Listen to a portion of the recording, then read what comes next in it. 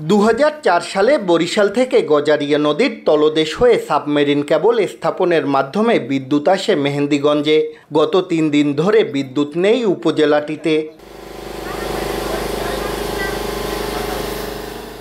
স্থানীয়দের অভিযোগ, গেল 3 দিন আগে নদীতে বেশ কয়েকটি মালবাহী জাহাজ নোঙর করে, ফলে নদীর নিচ থেকে টানা সাবমেরিন কেবল ক্ষতিগ্রস্ত হয়ে বিদ্যুৎ সংযোগ বিচ্ছিন্ন হয়ে যায়। এতে দুর্ভোগে রয়েছেন উপজেলাটির বাসিন্দারা। মেহেন্দিগঞ্জ এই 3 দিন কারেন্ট নাই। সন্ধ্যার পরে আমি জেনারেটর চালাইলে মনে করেন কমসে কম 1 থেকে 150 মোবাইল আছে, আমার দোকানদারি বন্ধ হয়ে যাবে। এখানে ফ্রিজগুলো অফ হয়ে গেছে, প্রায় মানুষের কোটি কোটি টাকার লস হচ্ছে, ব্যবসা বাণিজ্য সব অন্ধকারে নিমজ্জিত আছে।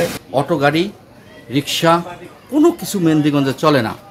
অতি দ্রুত আমরা বলবো ইনশাল্লাহ এই কাজটা সমাধান করার জন্য। এদিকে বিদ্যুৎ সংযোগ পুনর্স্থাপনের জন্য ক্ষতিগ্রস্ত 3টি সাবমেরিন কেবল পুনরায় স্থাপনের কাজ চলছে বলে জানান সংশ্লিষ্টরা।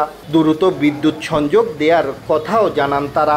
জেলা প্রশাসক স্যারের সাথে কথা বলেছি, বিদ্যুৎ জ্বালানি সচিব স্যারের সাথে কথা বলেছি। দ্রুতই অপটিক্যাল ফাইবার খুলনা থেকে নিয়ে আসা হয়েছে, এটা লাগানোর ব্যবস্থা শুরু হয়েছে, প্রক্রিয়া চলমান আছে। চেষ্টা করছি এখন ডুবুরি খোঁজা, প্লাস আমাদের হলো সাবমেরিন কেবল নতুন করে আবার খুলনা থেকে এনে পুনঃস্থাপন করে কাল পরশুর ভিতরে আগামী 2-1 দিনের ভিতরে আমরা অ্যাটলিস্ট একটি সাবমেরিন কেবল ফেলে হলেও গৃহস্থালিতে বিদ্যুৎ দেওয়ার চেষ্টা করব। মেহেন্দিগঞ্জ উপজেলায় 2টি থানা, 1টি পৌরসভা ও 16টি ইউনিয়ন রয়েছে।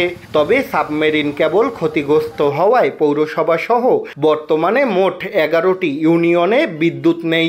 দ্রুত বিদ্যুৎ সংযোগের দাবি এলাকাবাসীর। শাকিল মাহমুদ, দেশ টিভি, বরিশাল।